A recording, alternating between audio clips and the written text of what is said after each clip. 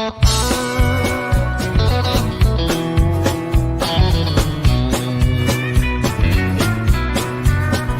be the first on the dance floor, the first to raise my hand, the first to state my opinion, the first to take a stand. I won't play it safe and wait for a sign. I'm gonna throw myself out there and let my light shine. Let it shine, let it shine.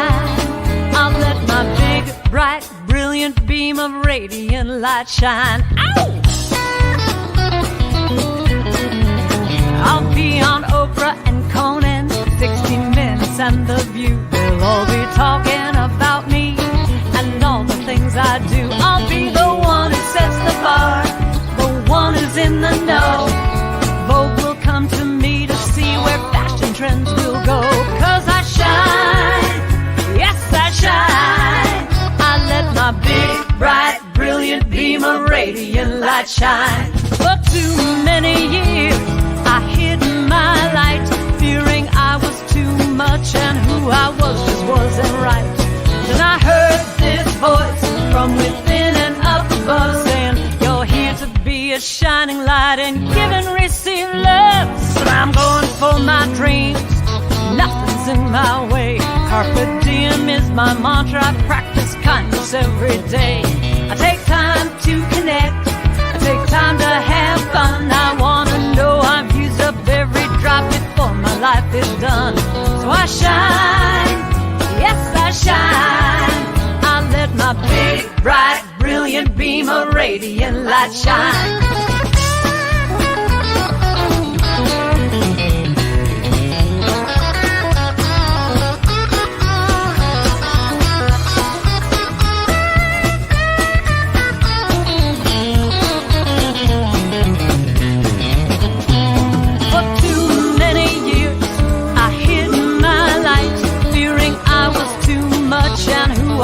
Just wasn't right. Then I heard this voice from within and up above saying, you're here to be a shining light and give and receive love. Give and receive love. I am a woman of power, a woman of grace. The life that I've lived is in every wrinkle on my face. And I love myself so I can love you too. And I know when we're connected there ain't nothing we can't do. So let's shine, let's all shine. Let's let our big, bright, brilliant beam of radiant light shine. I see you shine, shine. Yes you shine, shine. I see your big, bright, brilliant beam of radiant light shine. Watch me shine, oh I shine. I let my big, bright, brilliant beam of radiant light shine.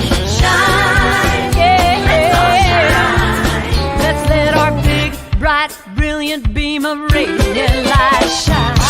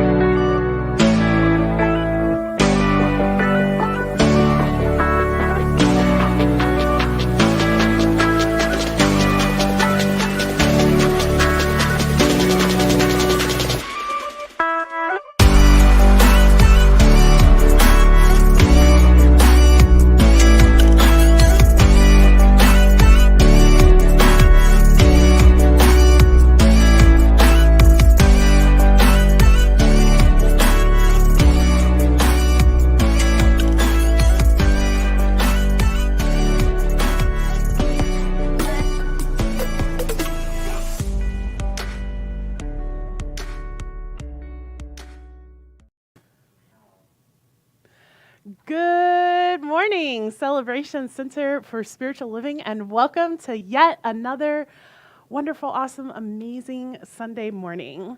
If you don't know who I am, my name is Reverend Chris Ashley. I'm the senior minister here at Celebration Center, and I am so glad that you are joining us. Whether you are here in person or if you are joining us online, you are a part of our beloved community. So if you are joining us online, you are a part of our community, and you can remain anonymous if you don't say anything in the comments, but we would love to say hi to you and see who you are. So say hi in the chat. Let us know what you're up to this morning. Let us know what drink you're drinking and what animal is on your pajamas as you sit and watch us from home. And if you are joining us for the first time, whether you are here in the room or online, welcome. We are so glad that you are joining us. And we have a QR code for you. So if you are here in the room and you're joining us for the first time, we have right over here on the table some guest cards that you are welcome to fill out, and it'll tell you all, or tell us all about you, and then we can tell you all about us and how we can support you. And if you're online, snap that QR code or go to the link that's right there, and that link will take you to that same form, and it will, same thing, tell us about you. You can tell us about you so that we can tell you about us. Wow. Okay. So welcome to everyone. We're so glad you're here. This week we have a lot going on in our service. So we have Judy Blaze, our not so guest anymore practitioner on platform. So yay, Judy, welcome. And we have Andrew McKnight as our musician today. So welcome, Andrew. And I'm going to tell y'all just a little bit about Andrew. So he is a former environmental engineer turned award-winning singer, songwriter, and guitarist from the foot of Northern Virginia's Blue Ridge. His music and messages are influenced with great reverence and warmth for the human journey and for our place on this magnificent blue ball. His latest work, Treasures in My Chest, is an album and book inspired by incredible experiences and connections he has made, exploring his family history over the last 7 years. And whether aiding people living on the margin with food drives or concerts, or singing for and about workers and communities displaced by mountaintop removal coal mining, he has seen the power of music to help others up close. So yay, Andrew. And there is a website, so when he's singing, you'll see that website pop up below him. So feel free to visit his website to get more information about him and to, I'm sure, probably buy music and download songs and all of the things that you do on a website. We are still collecting for the month of July for our Vision and Action supply drive. So this month is shampoo, toothpaste, and bar soap. And we are still looking for someone or someones who are willing to come once a month, the last Sunday of the month, grab everything that's here, and then drop it off to Lutheran Social Services for the refugees. So if that is something that you're interested in doing and helping out with, please come talk to me. Or if you're online, you can email me at revchris@celebrationcenter.org. Flat Ernest, you may notice that today we have Ernest on a shelf. Ernest. So this is Ivor made Flat Ernest today, and we are continuing to take. I know, I've got big plans, y'all. Stick around for Christmas because I have big plans. If you would like to participate in Flat Ernest Summer Vacation, if you are here in the room, we have Flat Ernest over here for you to take, and you can color him, cut him out, and then bring him with you on all your travels. Text or email us the pictures, and we have our photo album up and running on the website under our community. You can see where Ernest has gone all over. If you are online, if you go to our website, celebrationcenter.org, you can scroll down under our upcoming events, and you can get a link to print your very own Flat Ernest. And now, I have a really exciting announcement, y'all. So we have a new volunteer coordinator. Let's give a big shout out and round of applause to Miriam Catellis. Yay, Miriam. So this is what she looks like. Take off your mask so people can see your face. She does have a bottom half to her face. So Miriam is going to be our new volunteer coordinator. So she's going to be working with me and probably with Ingi even a little bit, our administrator, to find volunteer positions. So you will probably be hearing from her. She'll probably be reaching out via email or maybe even phone calls to support with the volunteer positions that we have here in the center. Thank you, Miriam. And then finally, I have Tim Ferris here for a special announcement. Come on up, Tim. And here you go.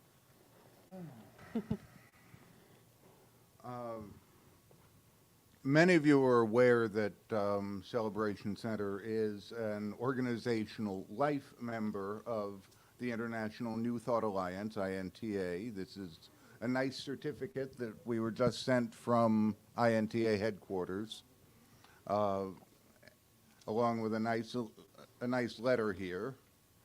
So, sorry. INTA is over 100 years old. Thomas Troward was actually the first vice president of INTA.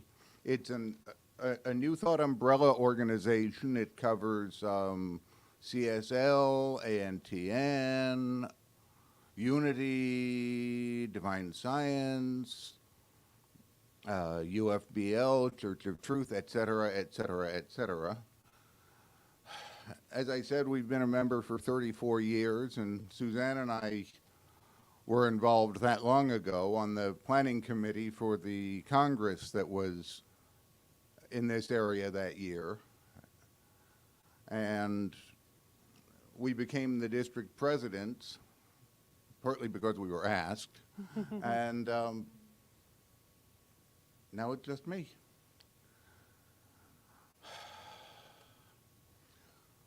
INTA is having its annual Congress. Actually, it starts tomorrow. It's in Chicago, but it's hybrid, like our services here. You can take it all in online.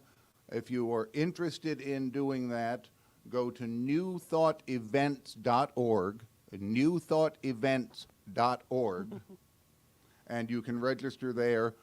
There are some great speakers, our own Dr. Edward Vione, Michael Beckwith,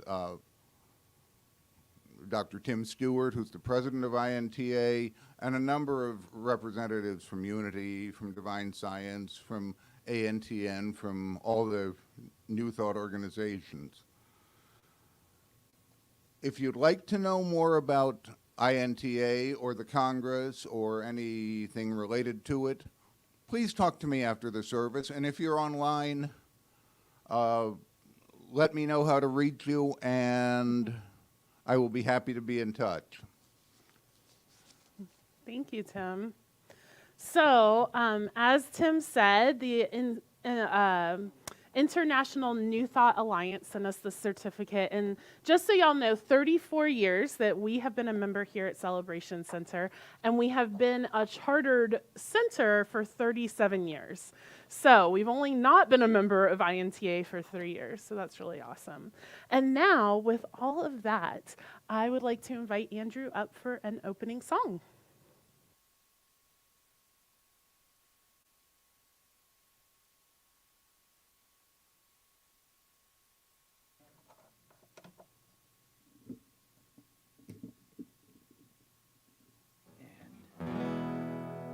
Live on all fronts. I've been trying to touch the past.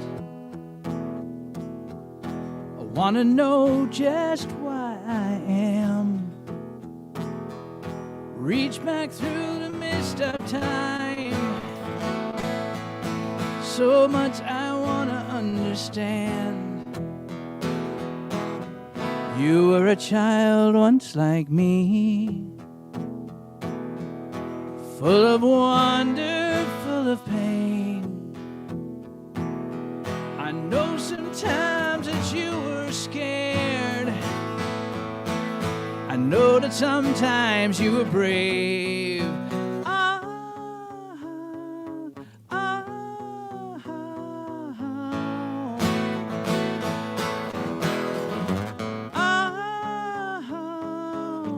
This is the only life I've known.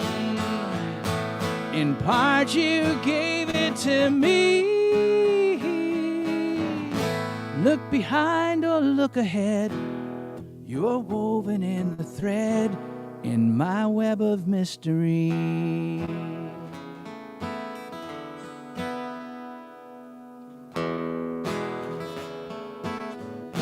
I'm still trying to touch the past while the present slips away. But I've got to know how your part goes before those pages fade to gray. You were old once like me. I wish that I could see your face. No one else knows what's past our eyes. Hurt and anger, love and grace.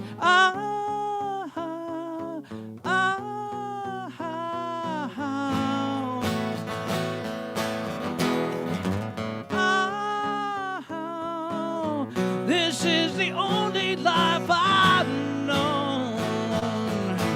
In part you gave it to me. Look behind or look ahead.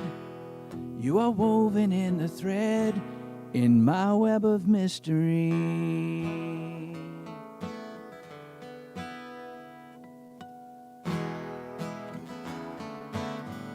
Someday, centuries from now,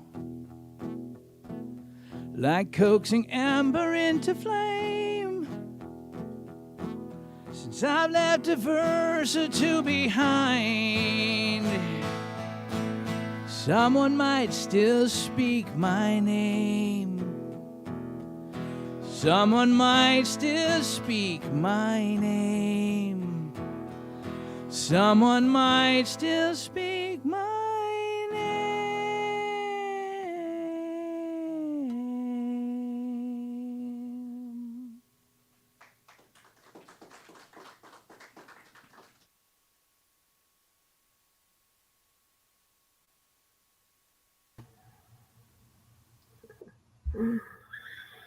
So as we enter this sacred time in our service, I invite you to remember our vision as we say it aloud together.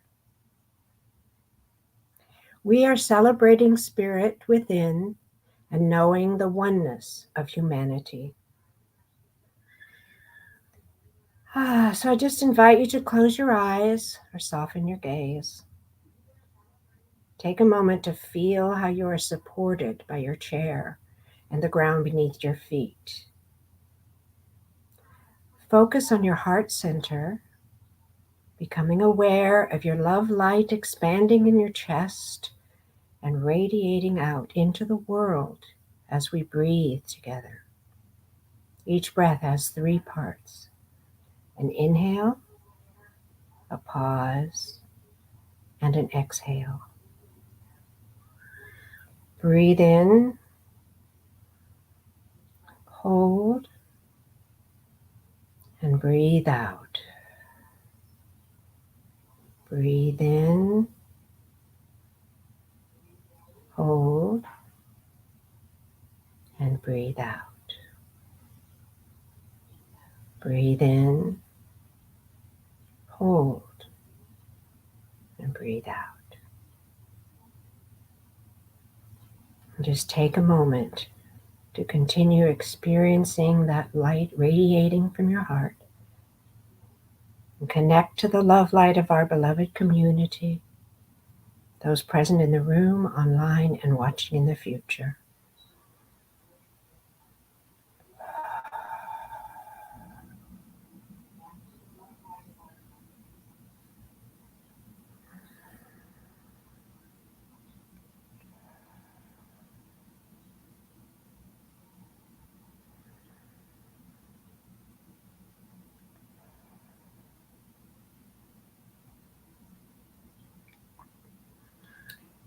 I invite you to stay in this sacred space as I read today's reading, which today is from this month's Science of Mind magazine. And it's an excerpt from an excerpt From a CSL spiritual leader, Reverend Dr. Edward Villon's opening comments at the organization's 2022 Spiritual Living Convention. And he says, I'm extremely optimistic about the future because I believe that you and we have the heart to do this. We can do this. And by this, I mean we can grow, evolve, learn, change, and be relevant. We can pivot, change, rinse, and repeat. I'm extremely optimistic about the future because a community of people like you and me love each other and love the science of mind enough to let its moral and spiritual imperative come alive in us and shape us. I'm extremely optimistic about the future because there is a powerful good in the universe. It is flowing through us even now in a constructive, creative, powerful way in the direction of the vision that we have. And that vision, oh, so beautiful. We envision all people and all beings, all of life, as expressions of God. We see a world in which every person lives in alignment with their highest spiritual principle, emphasizing unity with God and connection with each other, a world in which individually and collectively we are called to a higher state of consciousness and action. We envision humanity awakening to its spiritual magnificence and discovering the creative power of thought. A world where every person discovers their own personal power and ability to create an individual life that works within a world that works for everyone. We envision a world in which we live and grow as one global family that respects and honors the interconnectedness of all life. A world where this kinship with all of life prospers and connects through the guidance of spiritual wisdom and experience. We envision a world where personal responsibility joins with social conscience in every area of the political, corporate, academic, and social sectors, providing sustainable structures to further the emerging global consciousness.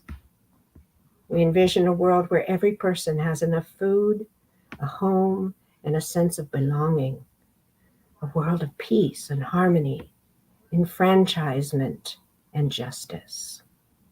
We envision a world in which resources are valued, cared for, and grown, and where there is generous and continuous sharing of these resources.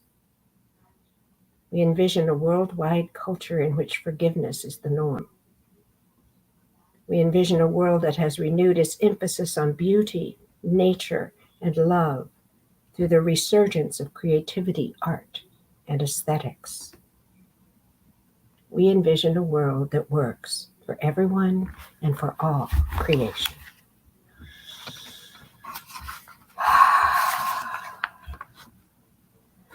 So I move into the center of my heart again, remembering that I am at the center of this vision. I am the one to allow this vision to move through me out into the world, into every aspect of life.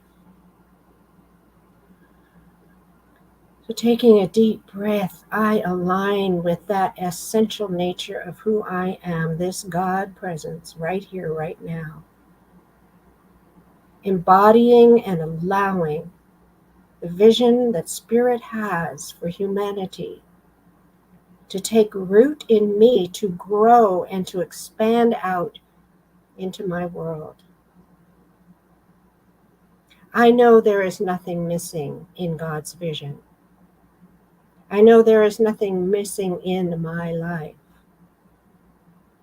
I know that there are all the resources needed for me to be part of this vision. Because in truth, there is no lack or limitation in this universe. There is only the continuous flow of good from the very source of life itself.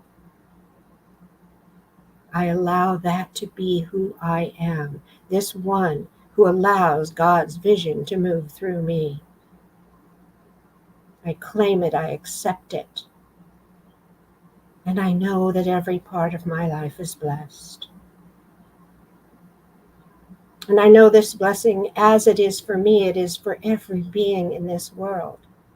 Everyone sitting in this room and everyone listening online and everyone connected to God, which is everyone, all of us, each of us. We are this vision. And I am grateful to be part of it.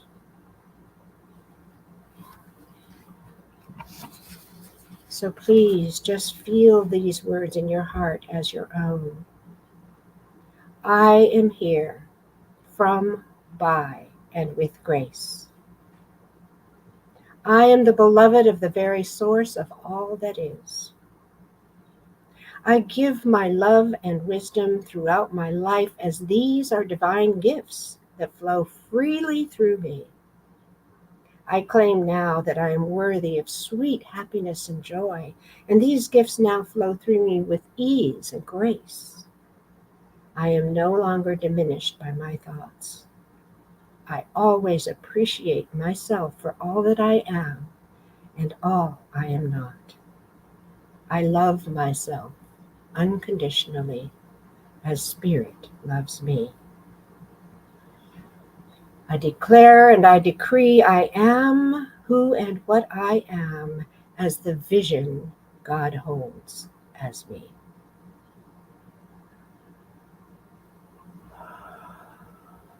In gratitude and love, I release this prayer into the arms of that loving presence, knowing it is acted upon, it is complete, it is fulfilled. And I let it be, and so it is.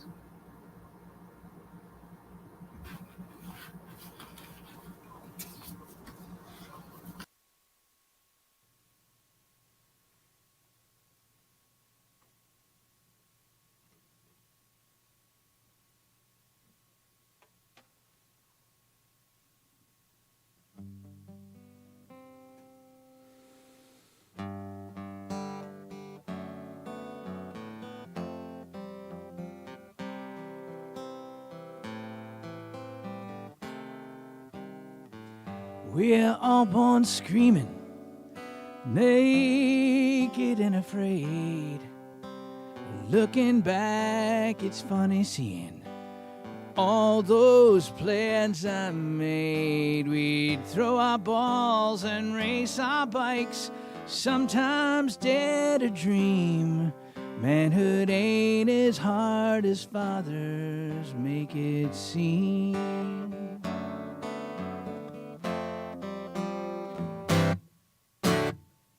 I guess it's just a way of things. We take our place in line, like our fathers and their fathers did when it was their time. Now we're slowly trading places. I suppose those are the rules. But Father Time won't suffer any fools. And all those things we cannot say. We're perfectly imperfect at getting out of our own way. We do not, we will not, could not, though we know it's true. Nothing else gets quite as tangled up in knots as sons and fathers do.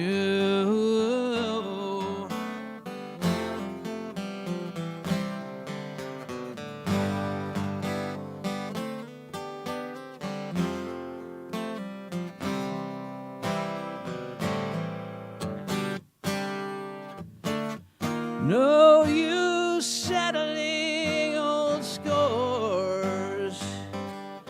Gotta meet him where he's at, on that bridge or distant shore.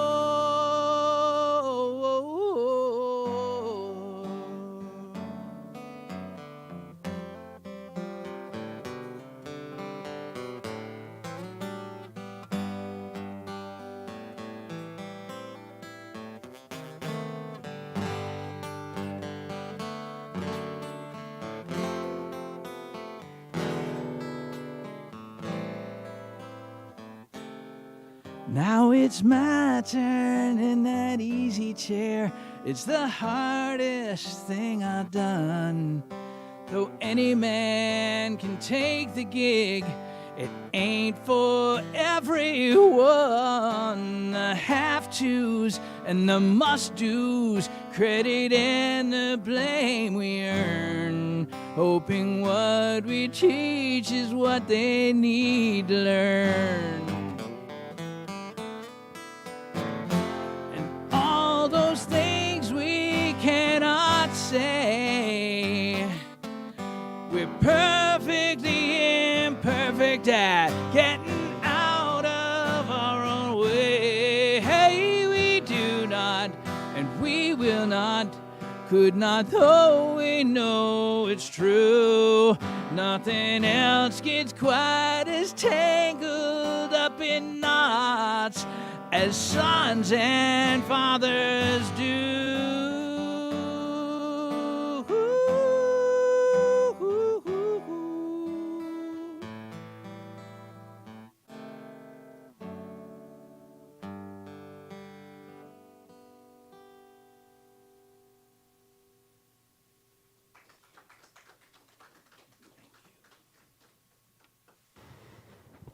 Oh. Okay. I carried my computer up because I have a bunch of slides for y'all today, but when doing so, I turned my volume on and we were going to have all kinds of feedback if I talked. So, thank you. Thank you, Andrew. Thank you, Judy. And thank you. Thank you.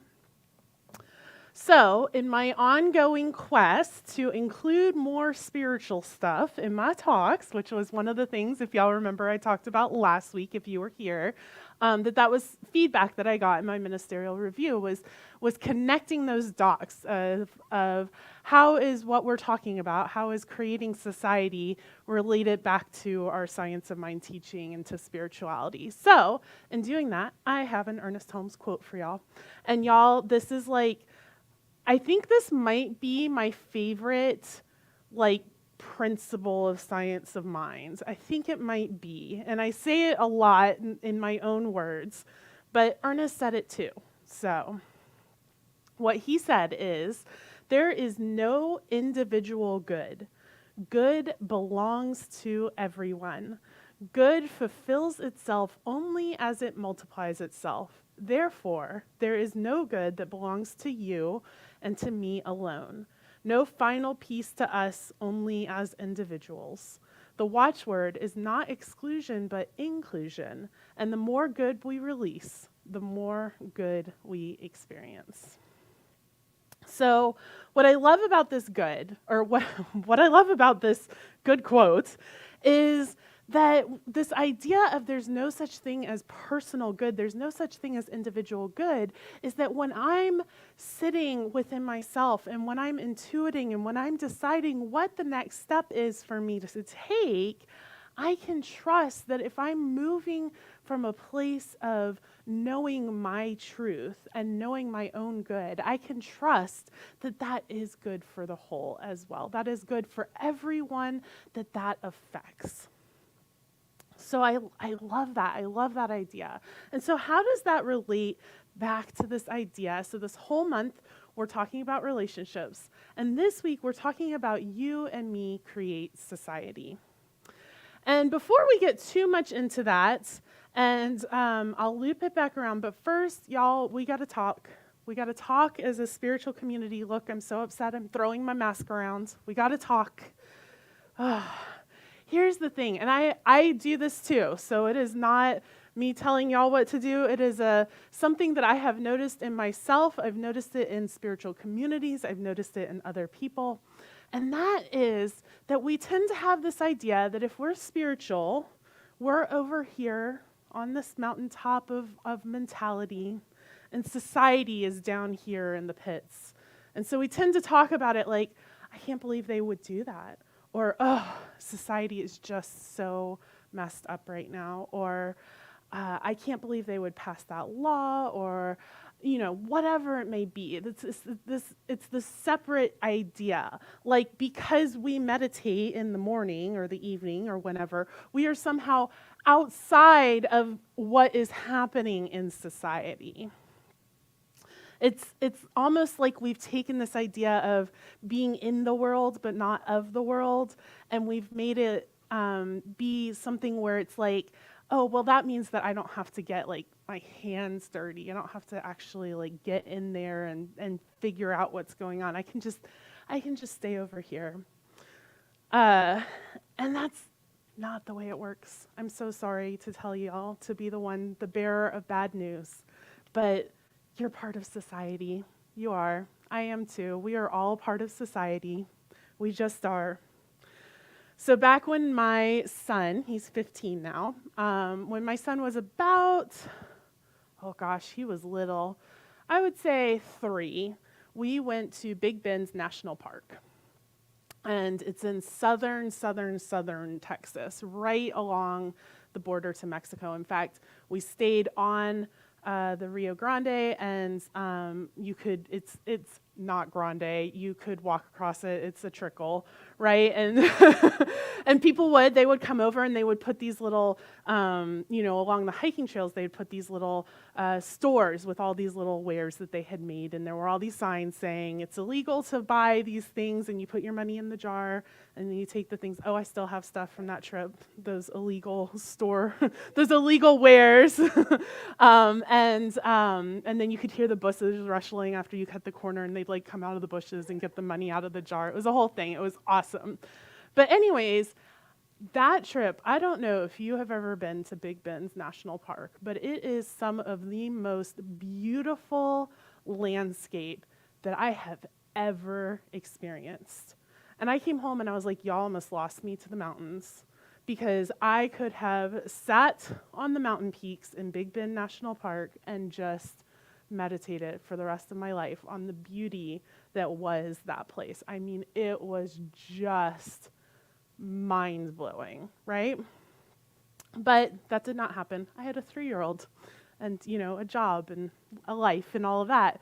And so I came back. And, no offense to the yogis that sit up on the mountaintops and meditate for their whole lives, but it's really easy to be enlightened alone.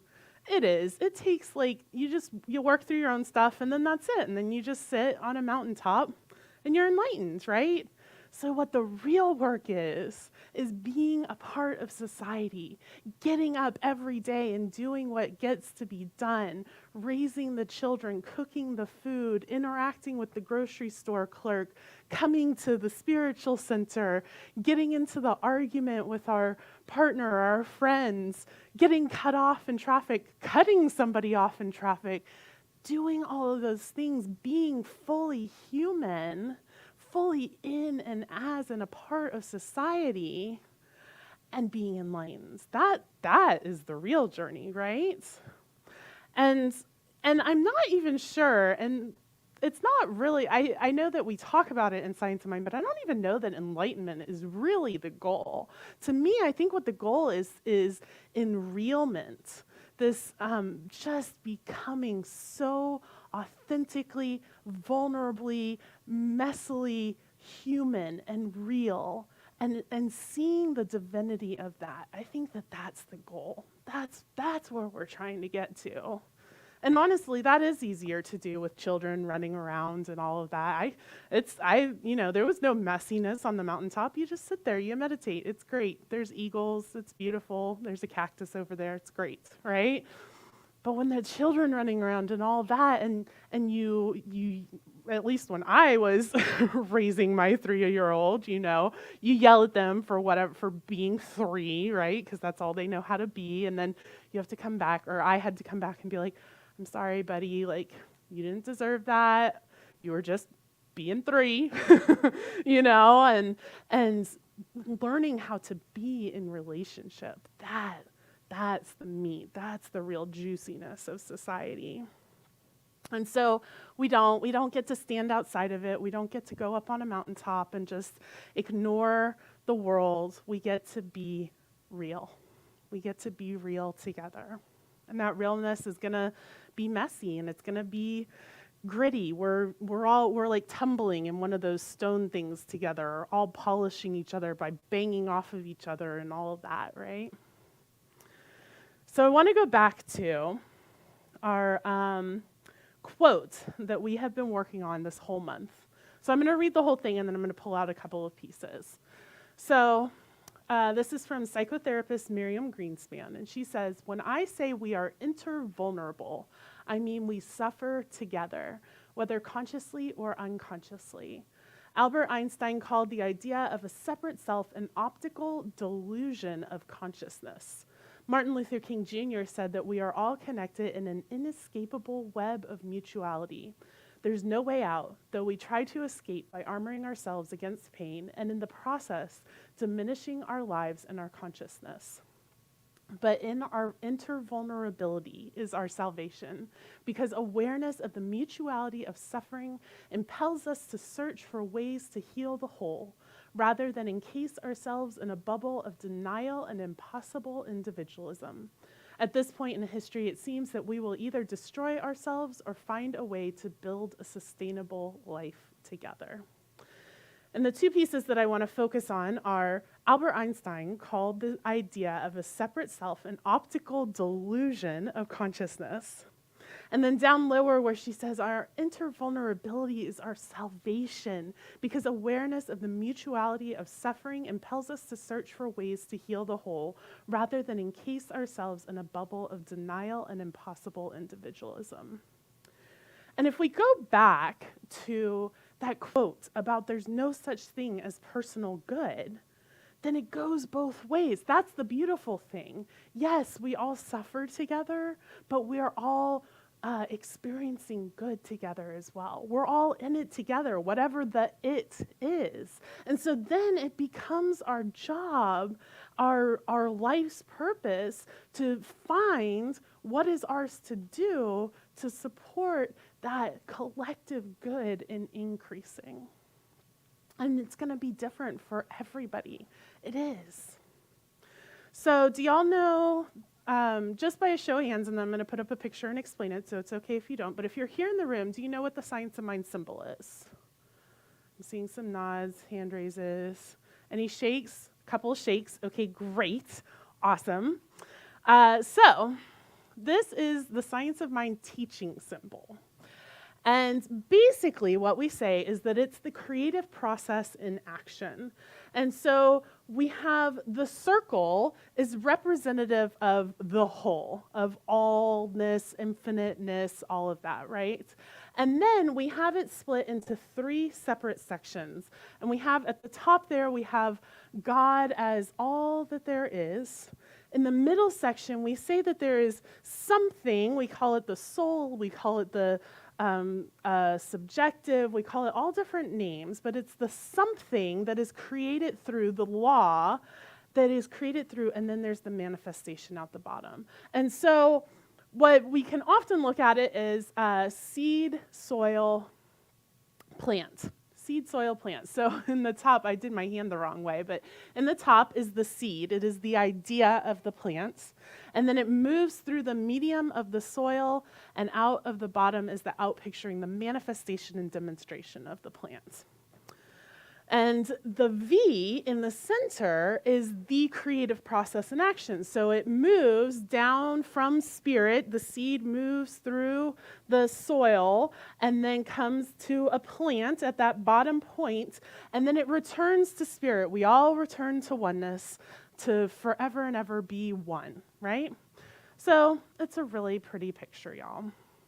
But it's just a diagram. And I think we get really caught up on that circle. And we forget that that circle is everything. It's not actually there. It's just because we had to put some sort of boundary or our brains will explode, right? And so here's what it actually is suggesting, is that the circle is not really a circle, but more of like a I don't know, 27 dimension vortex, right? And then you have this spirit, and that creative process, this V, is still coming down. It's still Ving, but when you get to the top, there's another creative process to be had that we are forever and ever and ever and ever creating, right? How cool is that? But wait, that's just me. That's just you. That's just you. That's just you, right? That's not right, because we're all in it together, right? This inescapable web of mutuality. And so then, this is kind of how we hope that it goes. We kind of hope that it's something like this. We're all in our neat little rows, right? Maybe those are like parallel dimensions. And you're up here and you're creating your little, you're creating your things and I'm creating my things and they're creating their thing over there. But we're all just kind of separately creating. Because what we don't want to actually admit, nope, wrong one. What we don't want to actually admit is that it's a mess. Now multiply that by 7.7 billion.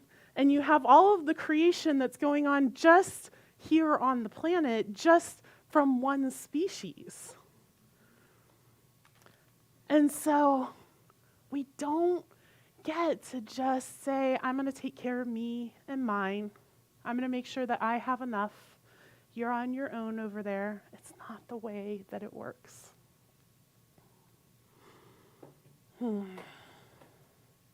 So we also... Y'all, I have so many things that I want to tell y'all, and I don't have enough time, so I'm trying to decide what thing gets pushed to next week. Y'all have to come back next week to hear the other thing.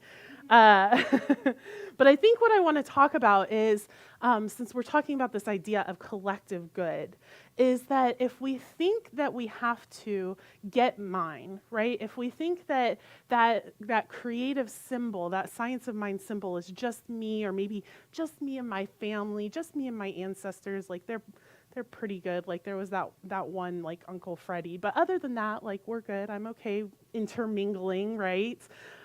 But the problem with that is it's coming from a space of lack and limitation. It's coming from a place of saying, I have to get mine because there's not enough to go around. And so I have to get mine and make sure that I have it. And if you don't get yours, well, you are just a little too slow on the uptake. Maybe next time you'll pick yourself up by your bootstraps just a little bit faster, right? And that is that tribal mentality of the desert religions that we talked about last week, that we come from Christianity and Judaism and even Islam, that all of the major religions come from these tribal desert communities, these desert religions that were in this constant state of fighting with one another for resources. And that's great. They did what they needed to do, but we're not there anymore. We're not there anymore. I don't have to take care of just me. There is more than enough to go around. There's more than enough.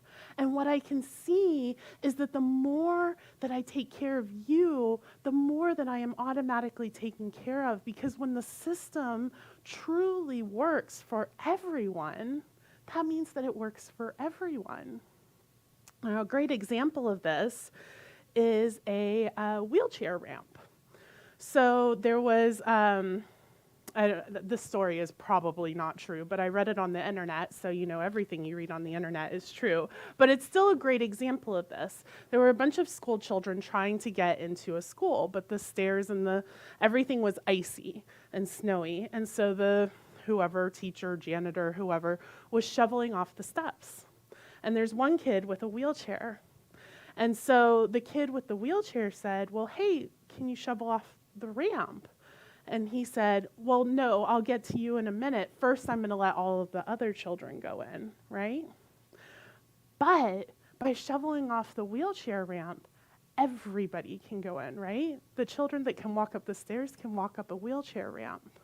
And so it's that idea that if we take care of one another to where the system, the actual foundation of society in which we are standing, works for all of life, then it works for us too. And so we get to step into this idea, step out of this idea of I have to get mine, this rugged individualism, and step into this idea of I'm going to take care of you, because in taking care of you, I'm going to be taken care of as well. So that's the society that we are working to create. And so we have many, many people, Martin Luther King Jr. and Fannie Lou Hamer, all kinds of people have said we are only as free as the least free among us. But I'm also going to posit that we are only as successful as the least successful, that we are only as happy as the least happy, that we are only as cared for as the least cared for, that we are only as loved as the least loved, that we are only as resourced as the least resourced among us. And what they've been saying for decades is that there's not a food problem. There is a surplus of food. Food gets thrown away all the time. That it's a distribution problem. There is more than enough going around. And think about if we took that more than enough and we made sure that everybody got their share, all of a sudden we'd all be eating foods that were delicious and nutritious and worked for our bodies, right? So that is the society that we are creating. And we can't create that society sitting on a mountaintop, being enlightened. We get to create that society by getting our hands in the soil, by getting dirty, by having conversations, by messing up, by asking for forgiveness, by making mistakes, by making each other angry or sad or joyful or whatever it is, and trying and trying and trying and trying again. And we are, I love that quote that Judy read. I was there when Dr. Viljoen read or gave that speech, and it was so magnificent because, yes, we are able. He has great hope and optimism, and I do too, because when I look out at even just our beloved community that's here in this little corner of the world and out online in those corners of the world, and I see the good work that is being done here, I am optimistic, and I do know that it can be done. And so I invite you to join us. Join me, join us, join Celebration Center, join the group that you've been looking at out of the corner of your eye because you love their mission statement and their purpose. Join in, get your hands dirty. And let's change what society looks like so that when we say, yes, I created society, it's with pride and joy. And so now I invite you to close your eyes. And I have a poem that I want to read to you.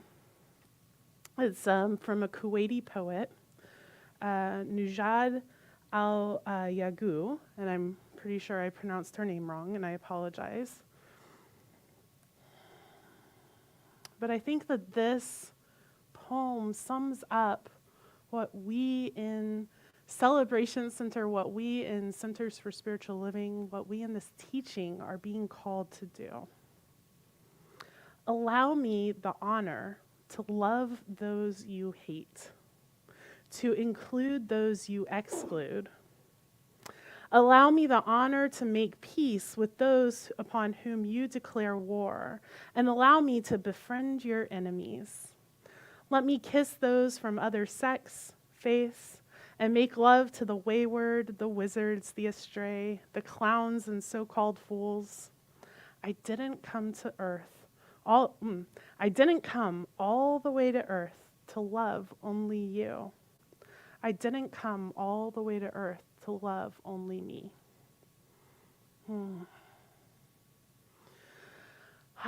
And so I just breathe in all of that messy human love that shows up everywhere, knowing that that is God. That is that one thing that we keep talking about, that essence, that oneness, that infinite expression, that divine, that is showing up, expressing itself as each and every one of us who are a part of the service this morning, who are watching later, each and every one of us who will never, ever know any of us here in this room.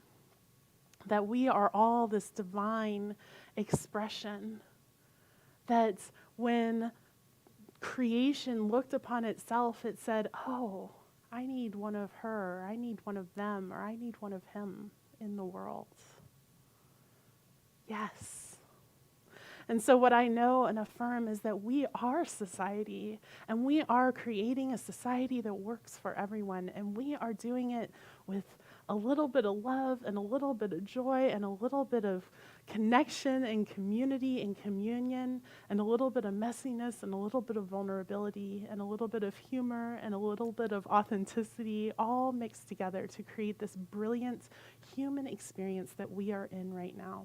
And so I am so grateful for this beloved community. I am so grateful for the resounding yes that I hear echoing through this community, through the internet, through the ethers of yes, we are creating a society that works. Yes, we are on purpose. Yes, we are doing what is ours to do. And I am so grateful for it. And so I simply release my word. I let it go. I know it is done as I have spoken and even greater. And so it is. And so now I would like to invite Andrew up for another song.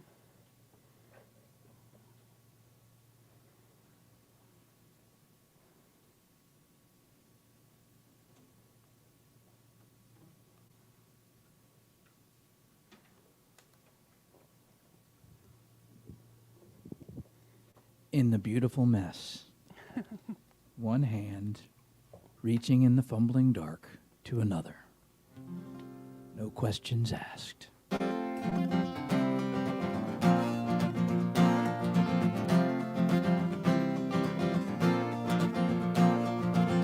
Rush hour traffic going nowhere. The merge becomes a contact sport. Frustration boiling over. And tempers growing short. Suited man bucks the trend at the toll booth. Lets the grandmother in. He knows the people that we share the road with have loved ones waiting just like him. Good things matter long after they're done. Good things matter, each and every one. Good things matter, no matter how small. Good things matter to us all.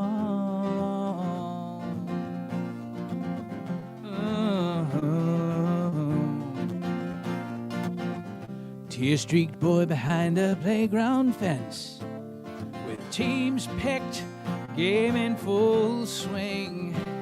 His braces hold him back from what his glasses show. He is not good at this thing. But the bigger boy who plays the game with natural skill and grace says, here's my bat, take my place. He knows the final score is more than runs across the plate by the pinch hitter's smiling face. Good things matter long after they're done. Good things matter, each and every one. Good things matter, no matter how small. Good things matter to us all. Indeed they do. Linger for the old one's words. Let a child know she's been heard. Ask a wallflower to dance.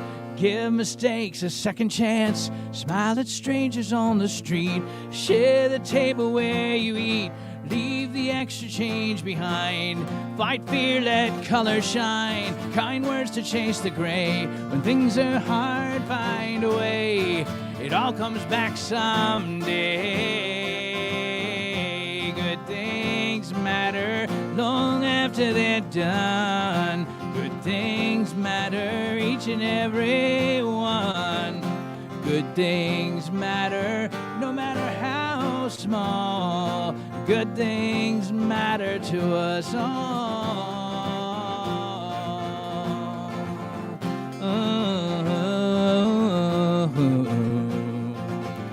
Good things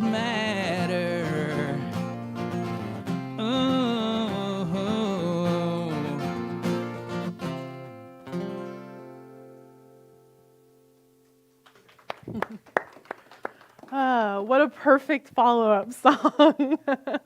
Yes, good things matter. There is no such thing as personal good, so every little tiny piece of good is affecting the entire planet. It's beautiful. So, this is the time in our service for our gifts and our offerings. And as a reminder, just showing up, just being here, whether you are at home, whether you are watching later, whether you're in the room, that is a gift to this community. Your very presence, lending your love and your time and your attention to us is such a gift. And we are a tithing community, and we run on your love, your offering, your donations, your volunteering, all of that. And so if you have a donation, an offering, or a tithe that you would like to give today, there are multiple ways that you can do that. You can go to celebrationcenter.org and click on the Give button. You can click on or scan the QR code that is next to me right now. Or if you are here in the room, you can put any gifts or offerings that you may have in our basket right over here.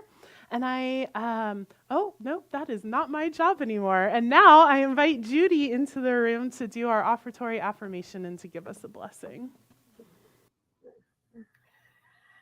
So I open my heart to give and receive the blessings that our spirits promise to me. As I do, the entire universe conspires to give me an abundant life, and I open to it. I open and accept, and so it is.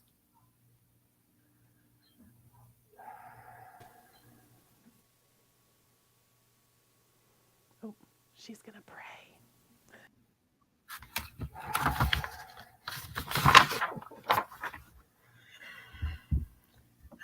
So I know that these gifts are part of creating a society that works for everyone. For as I give generously from my heart, there is a law that responds and creates abundance that comes back to me, but also flows out into the world. And I know that as I give these gifts, they go through this community and bless the outer community. So I'm grateful to know the blessings of my gift are multiplied, are bringing joy, bringing abundance, bringing the beautiful connectivity of society right here, right now. So we give thanks for the unending cycle of giving and receiving, affirming prosperity flowing through all of life. And so it is.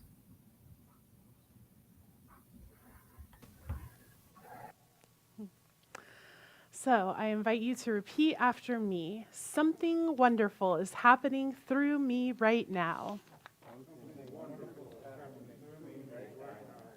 I am led by spirits. I am guided by wisdom. I am protected by love. I am here to be a blessing. I am so grateful. And so it is. And now a closing song.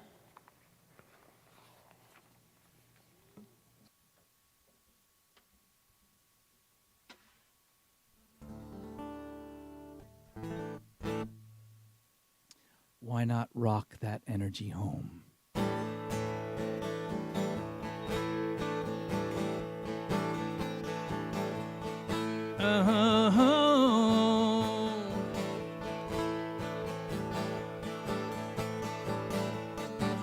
An old man mowing grass on a levee, drenched in sweat in the noonday sun. His backseat stacked with stuff he's picked up. His beat-up car barely runs. He's got 1,000,000 miles worn upon his face, but smiles as he walks my way. Lights a half-smoked cigarette as he sits down. Before I can leave, he turns to say, You gotta haul all you need from the river, build your temple up from the floor. Be grateful for every gift you get, find something worth standing for.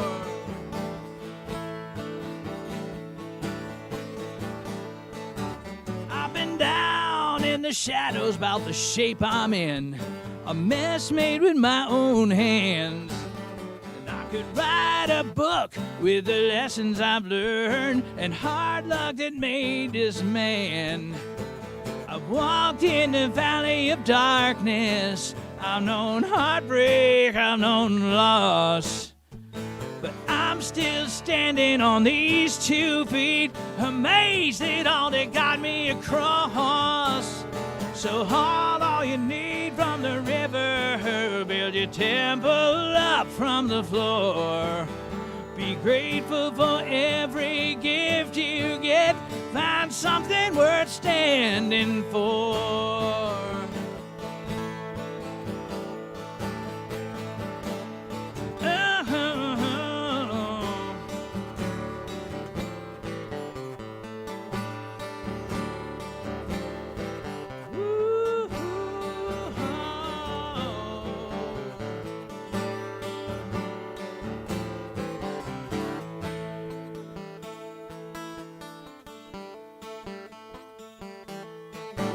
Before he turned to leave, he said, "Now hear me, son. I could talk till my face turns blue. What matters ain't the words you say, it's all the little things that you do. Don't be afraid to help another, 'cause when your time's up, there's nowhere to hide. And the walls we build to keep us safe are prisons that trap us inside. So haul all you need from the river, build your temple up from the floor. Be grateful for every gift you get, find something worth standing for."